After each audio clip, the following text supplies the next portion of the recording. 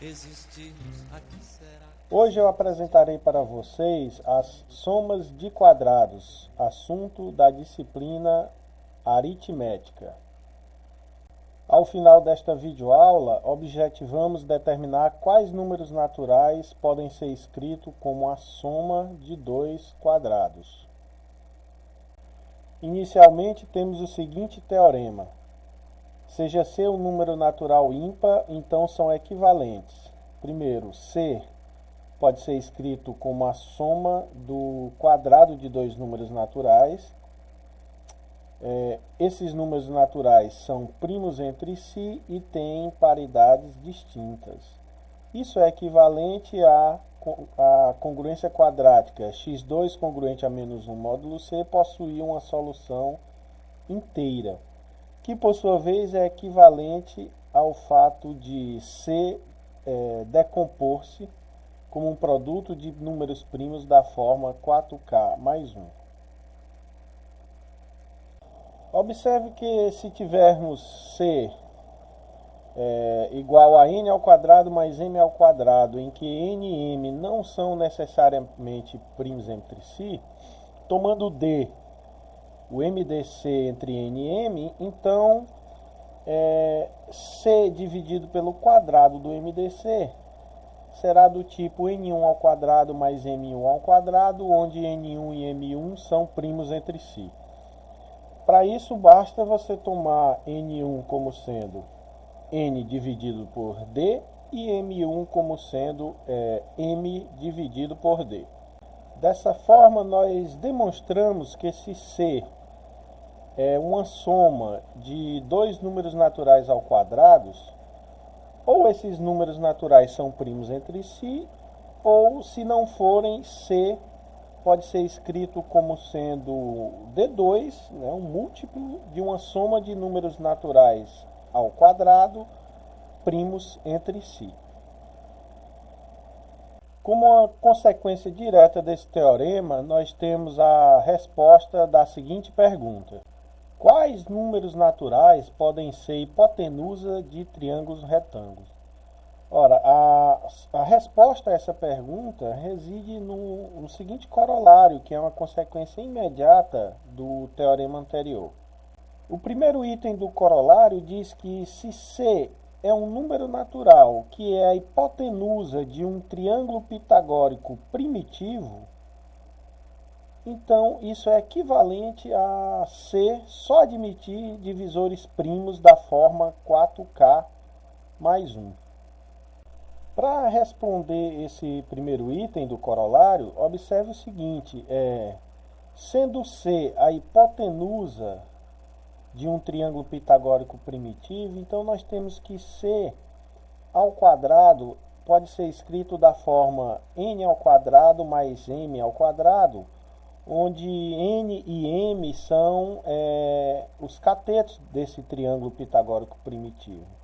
Como o triângulo é primitivo, segue-se que n e m são primos entre si.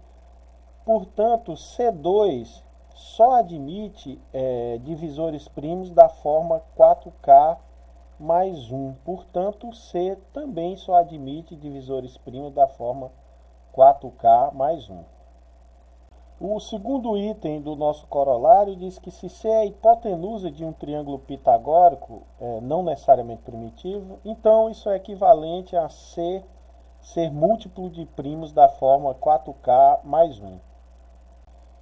Para demonstrar essa segunda afirmação, observe o seguinte: sendo C a hipotenusa de um triângulo pitagórico, nós sabemos então que do teorema de Pitágoras que C ao quadrado se escreve como sendo a soma dos quadrados dos catetos, que x e y são os catetos desse triângulo pitagórico. Mas nós vimos nas observações do teorema anterior que se isso acontece, então C ao quadrado pode ser escrito agora como sendo um múltiplo, D ao quadrado, da soma dos quadrados de dois números naturais, x1 e y1. só que agora com x1 e y1 primos entre si. Mas pelo teorema anterior, sendo x1 e y1 primos entre si, essa soma x1 ao quadrado mais y1 ao quadrado só admite divisores primos da forma 4k mais 1. Portanto, neste caso, o C2 será múltiplo de um produto de primos da forma 4k mais 1. Portanto, o C também será múltiplo do produto de primos da forma 4k mais 1. Temos agora um lema que será muito útil nas demonstrações futuras. Esse lema diz em seu primeiro item que o produto da soma de dois quadrados é igual à soma de dois quadrados. Em seu segundo item, juntamente com essa identidade aqui, essa identidade de MDC, o seu segundo item diz o seguinte, que a soma dos quadrados de dois números, a soma dos quadrados de dois números ímpares, primos entre si, é o dobro da soma dos quadrados de dois números primos entre si com paridades distintas.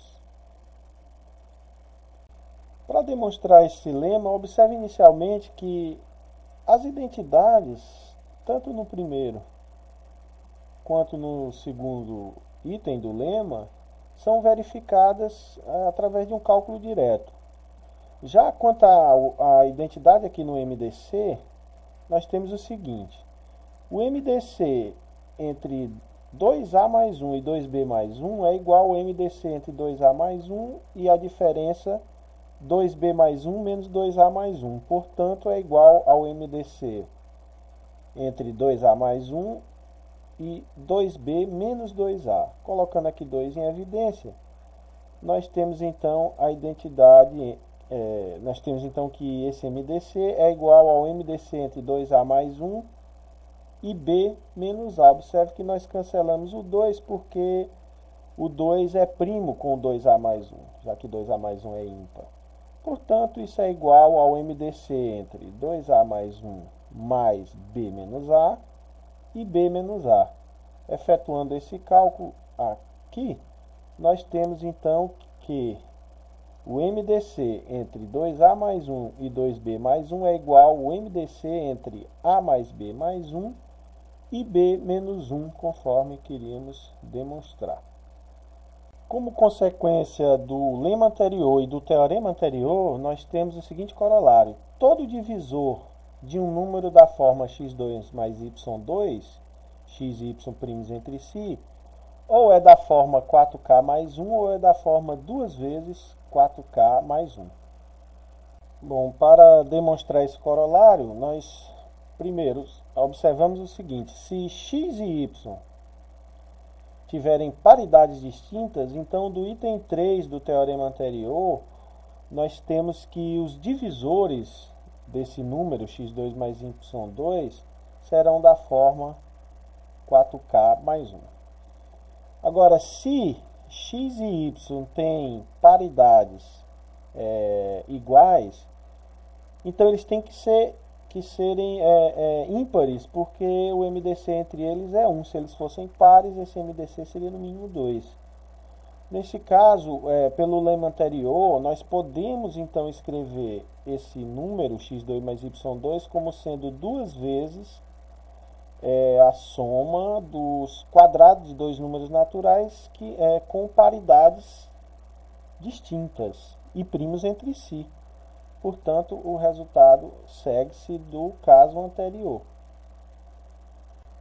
Temos agora um exercício que é um caso particular do teorema de Dirichlet sobre a infinidade de primos em uma progressão aritmética. O exercício é o seguinte: mostrar que existe uma infinidade de primos da forma 8n mais 1. Observe inicialmente que, quando n varia aqui, o que nós obtemos é uma progressão aritmética cujo primeiro valor é 5 e cuja razão é 8. Para solucionar esse exercício, primeiro nós temos o seguinte: todo número ímpar, ou ele é da forma 8m mais 1, ou 8m mais 3, 8m mais 5 ou 8m mais 7. Isso é uma decorrência direta do algoritmo da divisão. Portanto, se eu elevar esses números ao quadrado, eu observo então que o quadrado de todo número ímpar é da forma 8m mais 1. Suponhamos agora, por contradição, que existe apenas um número finito de números primos da forma 8m mais 1. Se a quantidade é finita, então eu vou tomar como sendo denotado por P o maior desses primos. Defina A como sendo o quadrado do produto desses primos mais o quadrado do primo 2. Como esse produto ao quadrado é o quadrado de um número ímpar, como vimos na observação anterior, esse número tem que ser da forma 8m mais 1. Portanto, o A, já que o A é igual a este número mais 4, então A será um número da forma 8m mais 1 mais 4. Portanto, A é da forma 8m mais 5. Agora, pelo teorema anterior, como A é a soma do quadrado de dois números naturais com paridades distintas, então A só admite divisores da forma 4k mais 1. Mas todo número da forma 4k mais 1 ou é da forma 8m mais 1 ou 8m mais 5, já que deixa resto 1 quando dividido por 4. Portanto, o A deve ter um divisor Q da forma 8m mais 5. Por quê? Porque se ele só tivesse divisores primos da forma 8m mais 1, o próprio A seria da forma 8m mais 1, o que não é. A é da forma 8m mais 5. Então, ele necessariamente tem um divisor Q da forma 8m mais 5. Observe que esse divisor Q não é nenhum desses números. Por quê? Porque esses números não dividem A e Q divide A. Portanto, o Q tem que ser maior do que o P. E aqui nós geramos uma contradição, porque P era o maior primo da forma 8m mais 5. Com isso, nós mostramos que existe uma infinidade de números primos da forma 8n mais 5.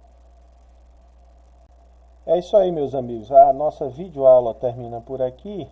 Na próxima videoaula nós daremos continuidade ao assunto soma de quadrados. Um abraço a todos. Tchau.